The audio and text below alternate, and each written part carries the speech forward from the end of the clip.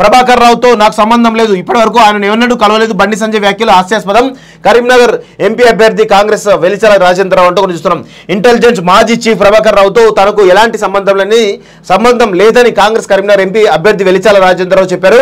గురువారం ఆయన కరీంనగర్లో మాట్లాడుతూ కరీంనగర్ కాంగ్రెస్ టికెట్ను తనకు ఇప్పించేందుకు ప్రభాకర్ రావు డబ్బులు సమకూర్చారని బండి సంజయ్ ఆరోపించడం హాస్యాస్పదం అన్నారు.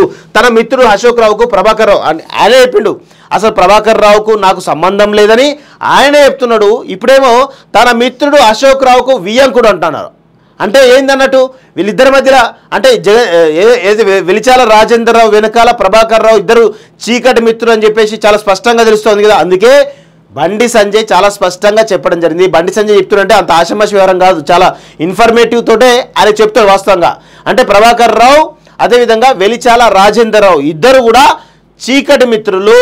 అంటే ఇండైరెక్ట్ గా కేసీఆర్ తొత్తులు అనేది చాలా స్పష్టంగా ఏర్పడుతుంది. అంటే కాంగ్రెస్ బీఆర్ఎస్ ఒక్కటేనా, ఇది కూడా తెలవాలి వాస్తవంగా. తాను అశోక్ రావు ఇంటికి వెళ్ళడం తప్ప అని ప్రశ్నించారు. ప్రభాకర్ రావుతో తనకు ఎలాంటి సంబంధం లేదని, తన జీవితంలో ఆయనను ఏనాడు కలవలేదన్నారు. అశోక్ రావు తనకు 40 ఏళ్ల నుంచి మిత్రుడని తెలిపారు. ఫోన్ ట్యాపింగ్ కేసులో పారదర్శకంగా విచారణ జరుగుతుందని, చట్టం తన పని తాను చేసుకోబోతుందని అన్నారు.